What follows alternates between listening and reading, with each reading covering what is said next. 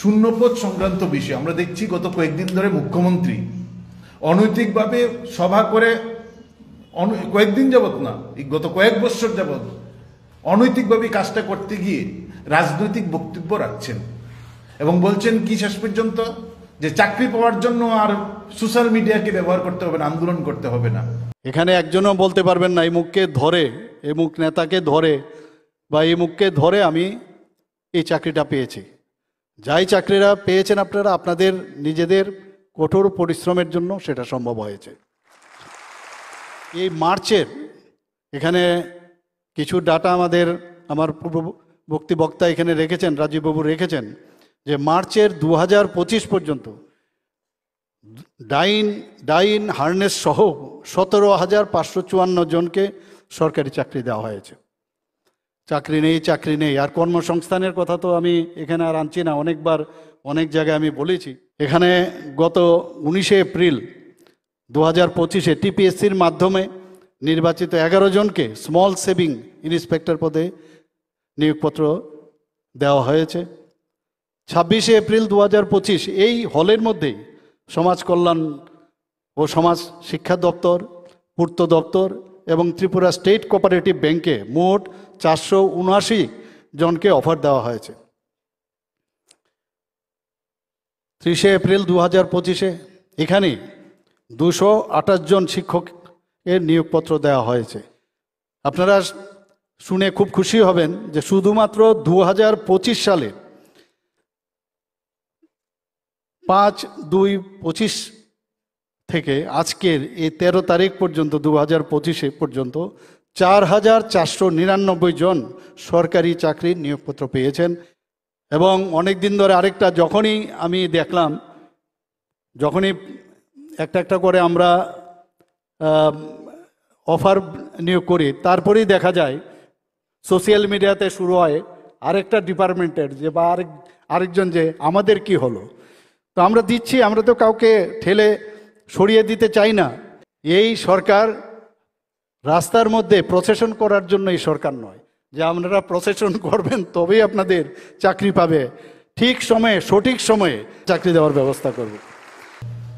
আমরা এই প্রেস মিটের মাধ্যমে রাজ্যের মাননীয় মুখ্যমন্ত্রী এবং রাজ্যের যারা চাকরি পাচ্ছেন কিংবা যারা বেকার আছেন তাদের দৃষ্টি আকর্ষণ করতে চাই। আমরা রাজ্যের 40 লক্ষ মানুষের দৃষ্টি আকর্ষণ করতে চাই।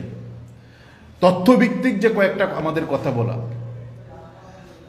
আমাদের রাজ্যের বিধানসভাতে 2019 সালের 3 সেপ্টেম্বর আমাদের বিধায়ক, তৎসময়ের বিধায়ক সুদম দাস প্রশ্ন করেছিলেন বিধানসভায়, তার উত্তরটা দিয়েছিলেন সেপ্টেম্বরের 3 তারিখ 2019 সাল, বিজেপি সরকার প্রতিষ্ঠিত হওয়ার মাত্র 1 বছর পর, যে শূন্যপদ কত কোন ডিপার্টমেন্টে, সেই শূন্যপদের তালিকা সেদিন বিধানসভায় তুলে ধরেছিলেন এবং কোন ডিপার্টমেন্টে কত শূন্যপদ আছে সেই সংখ্যাটা তথ্যভিত্তিক বিধানসভায় সুদম দাসের প্রশ্নের উত্তরে, এবং 2 জন প্রশ্ন করেছেন, এক হচ্ছেন সুদম দাস এবং দিবাচন্দ্র রাঙ্কল, তাদের প্রশ্নের উত্তরে সেদিন বিধানসভায় বিজেপি সরকার জানিয়েছেন আমাদের রাজ্যের শূন্যপদের সংখ্যা হচ্ছে 17,900। এটা হচ্ছে বিধানসভায় দেওয়া বিজেপি সরকারের তথ্য, 17,900।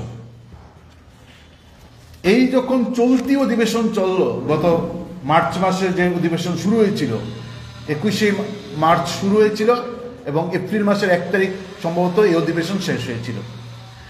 এই অধিবেশনে আমাদের রাজ্যের বিধায়করা যখন প্রশ্ন করছেন যে আমাদের রাজ্যে শূন্যপদ কত, তখন 14 থেকে 15টা ডিপার্টমেন্টের শূন্যপদের তথ্য বলছেন তাদের হাতে নেই। বাকি যে শূন্যপদের তথ্য আমাদের সামনে গোটা বিধানসভায় তুলে ধরেছেন, যার মধ্যে দিয়ে আমরা জানতে পেরেছি এই শূন্যপদের সংখ্যা হচ্ছে 43,285। 2019-এ শূন্যপদ ছিল 17,900। এই শূন্যপদ 14-15টা ডিপার্টমেন্ট বাদ দিয়ে শূন্যপদ হচ্ছে 43,285।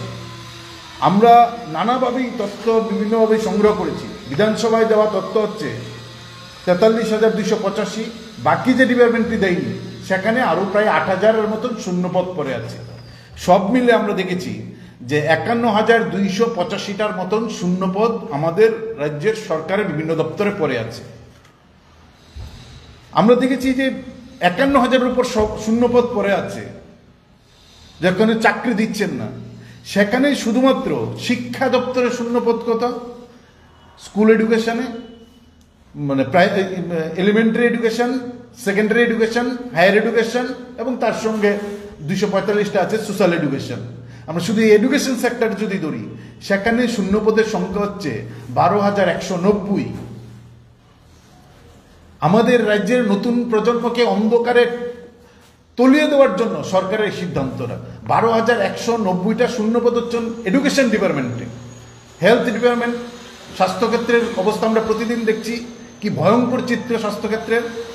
সেখানে ডাক্তারের শূন্যপদ হচ্ছে 1366, নার্সিং অফিসারের শূন্যপদ হচ্ছে 5,112, টেকনিক্যাল স্টাফ খুবই গুরুত্বপূর্ণ, সেখানে শূন্যপদ হচ্ছে 1197। শুধুমাত্র হেলথ ডিপার্টমেন্টে, স্বাস্থ্য দপ্তরে শূন্যপদ হচ্ছে 7,675। পাবলিক ওয়ার্ক ডিপার্টমেন্ট পিডব্লিউডি 3টে আছে, public work, R&B, road and bridge, water resource and DWS, drinking water source.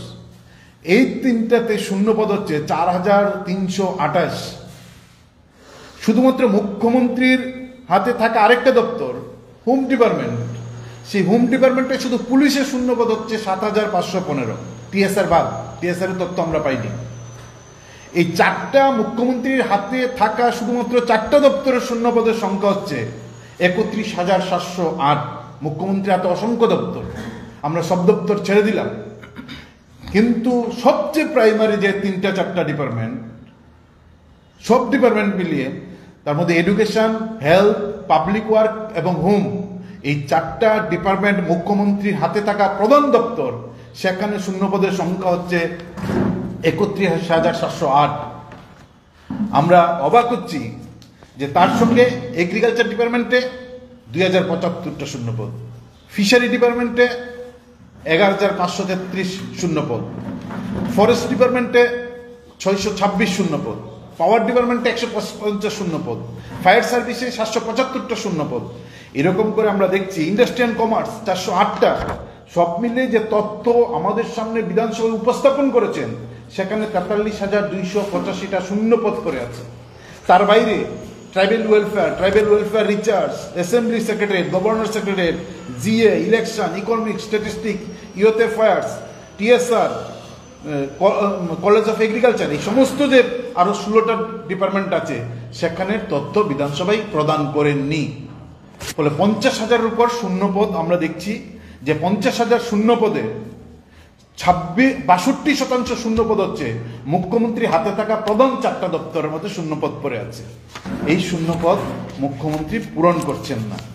অন্যদিকে কি বলছেন যে তারা সরকারি চাকরি প্রদান করছে। আমরা মাননীয় মুখ্যমন্ত্রীকে জিজ্ঞেস করতে চাই, আমরা আমাদের কথাগুলো যারা শুনছেন তাদের কাছে আমরা এই তথ্যটা তুলে ধরতে চাই। 2017 সালের ডিসেম্বর মাসের 31 তারিখ আমাদের রাজ্যের কর্মচারীর সংখ্যা ছিল 1,52,831। এই সালটা হচ্ছে 2017 সালের 31শে ডিসেম্বর।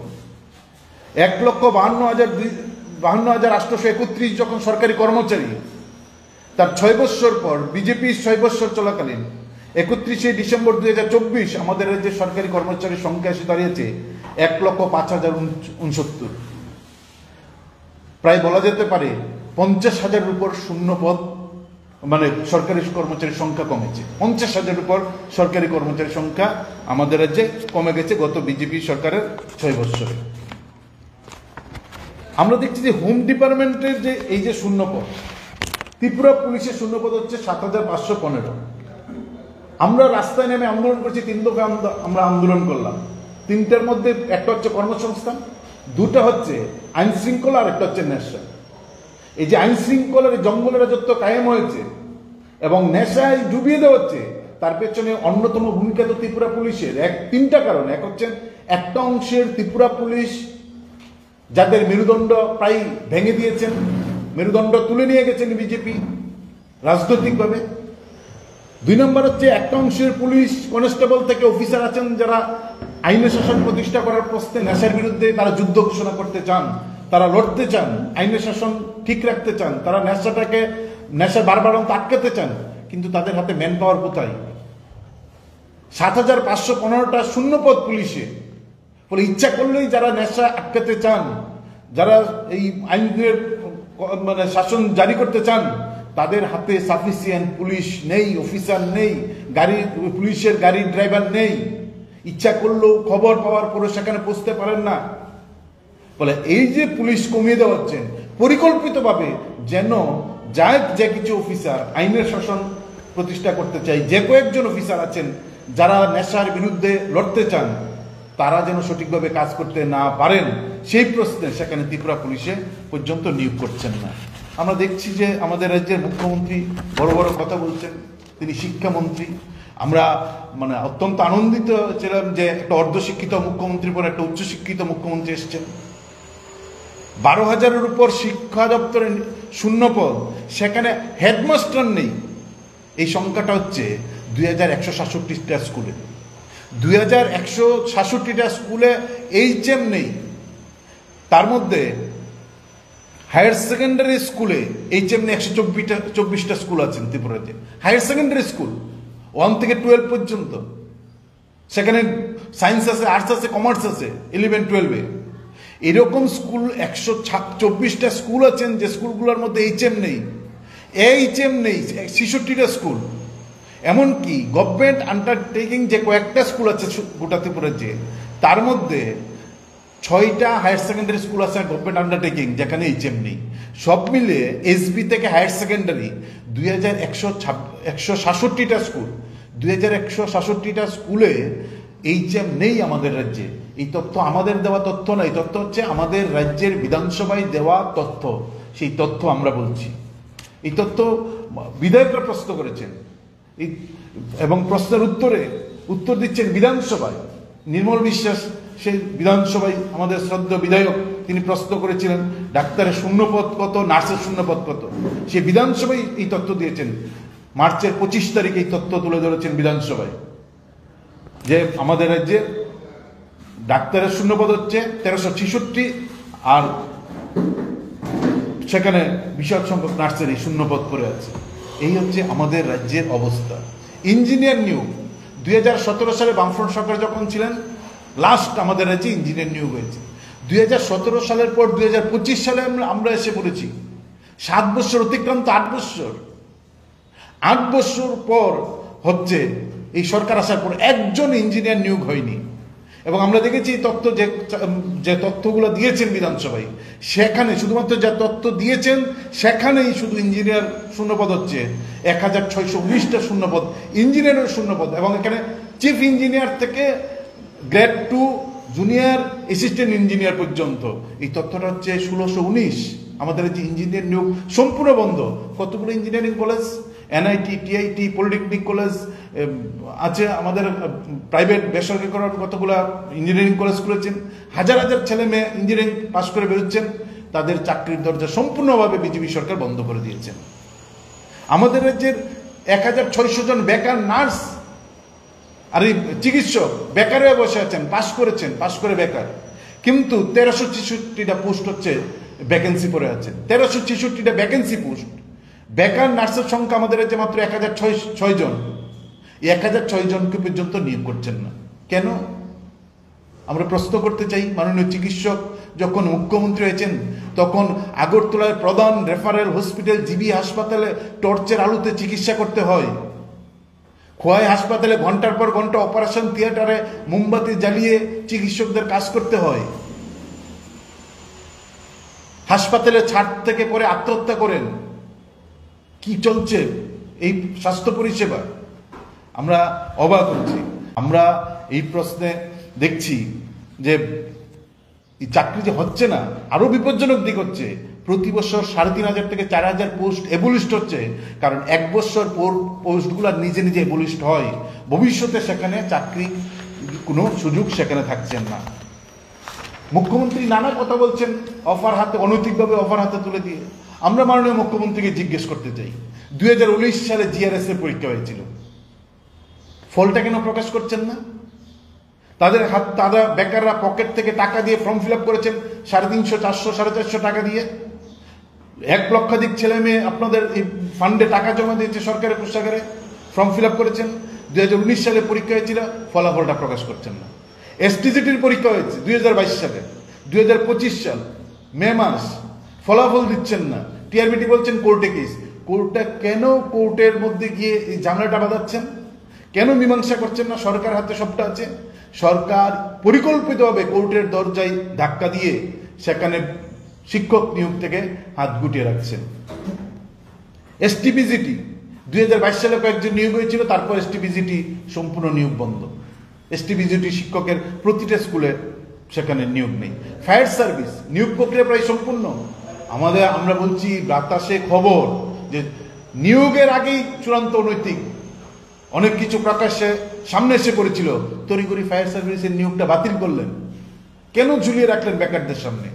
জেল পুলিশ 354টা পোস্ট, কোনো খবর নেই। 354টা পোস্টের কোনো খবর নেই। যারা ইন্টারভিউ দিয়েছেন তারা কিছুদিন পর পর এসে ধর্ণা দেন, তাদের কথাটা পর্যন্ত মাননীয় মুখ্যমন্ত্রী শুনছেন না। পিআই এবং পিইটি ফিজিক্যাল ইনস্ট্রাক্টর এবং ফিজিক্যাল এডুকেশন টিচার নিয়োগ নিয়ে সম্ভবত 30 থেকে 40 বার প্রেস মিট করেছেন মন্ত্রী সুশান্ত এবং চৌধুরী এবং রতনলাল নাথ। 30 থেকে 35টা প্রেস মিট করেছেন। কিছুদিন পর পরে পিআই আর পিইটি নিয়োগের প্রেস মিট করেন। একজন পর্যন্ত নিয়োগ নেই। ল্যাব টেকনিশিয়ান নিয়োগ নিয়ে 10 থেকে 12টা প্রেস মিট করেছেন। একজন হিন্দিতে, একজন বাংলাতে, আবার একজন ইংরেজি আর হিন্দিতে, আরেকজন বাংলাতে। 1 সপ্তাহ পর পর একজন হিন্দিতে করলে আরেকজন বাংলাতে করেন, একই সিদ্ধান্ত।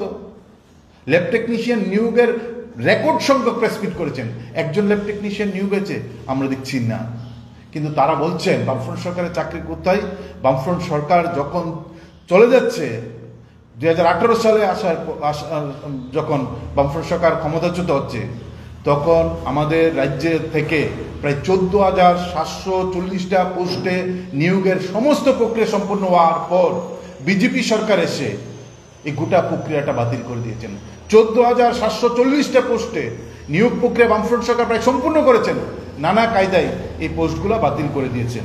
আমরা দেখছি বিজেপি সরকার চূড়ান্তভাবে মানুষকে বোকা বানানোর জন্য নানা কায়দা কৌশল করে এই কাজগুলা করছেন। এখন আমাদের দাবি হচ্ছে যে আমরা এই যে পোস্ট প্রতি বছর 3,500 থেকে 4,000 পোস্ট স্বাভাবিকভাবে আপনাদের সরকারের নিয়ম অনুযায়ী যেহেতু নিয়োগ করছেন না, 1 বছর পর পর 3,500 থেকে 4,000 পোস্ট অ্যাবলিশড হচ্ছে। কারণ প্রতি বছর 4,500-এর উপর কর্মচারী রিটায়ারমেন্টে যাচ্ছেন, সেই শূন্যপদ পূরণ হচ্ছে না। 50,000-এর উপর শূন্যপদ পড়ে আছে। আমরা দেখছি শাসক দল একটা যুব সংগঠন আছেন, আমরা যখন নেশার বিরুদ্ধে কথা বলি, আমরা যখন বেকার কাজ নিয়ে কথা বলি, শাসক দলের যুব সংগঠন ব্যক্তিগত আক্রমণ, কুৎসায় লাঠি নিয়ে তেড়ে আসেন। এই প্রশ্নে একটা শব্দ নেই, এই প্রশ্নে একটা শব্দ নেই। শিক্ষা ধ্বংস হয়ে যাচ্ছে, স্বাস্থ্য ধ্বংস হয়ে যাচ্ছে, আইনের শাসন সম্পূর্ণভাবেই কবরে চলে গেছেন, নেশায় বুধ করে দেওয়া হচ্ছেন আমাদের যে নতুন প্রজন্মকে। মুখ্যমন্ত্রী উল্লাস করে কি বলছেন? আমরা জেলায় জেলায় আমরা নেশা মুক্তি কেন্দ্র সরকার উদ্যোগে খুলব। আমরা মাননীয় মুখ্যমন্ত্রীর কাছে অনুরোধ করছি, কেন আপনি নেশা মুক্তি কেন্দ্র খুলছেন?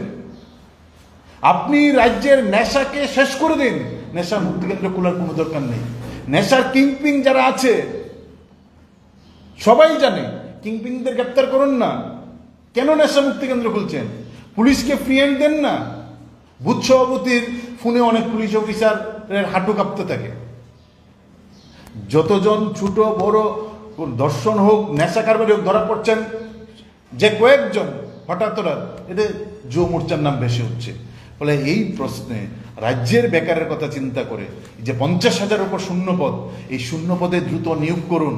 আমরা আশা করব মাননীয় মুখ্যমন্ত্রী, গোটা মন্ত্রিসভা বেকারদের স্বার্থে, কর্মসংস্থানের প্রশ্নে রাজনৈতিক সংকীর্ণতার ঊর্ধ্বে উঠে যেখানে সেখানে রাজনৈতিক এই কুকথা আকথা না বলে কিভাবে কর্মসংস্থানের সুযোগ করা যায়। শূন্যপদ প্রতি বছর 3,500 এবলিশড হচ্ছে, সেই শূন্যপদ যেন এবলিশড না হয় সেই কথাটা মাথায় রেখে তারা যেন ভূমিকা গ্রহণ করেন, এই আহ্বান আমরা রাখছি।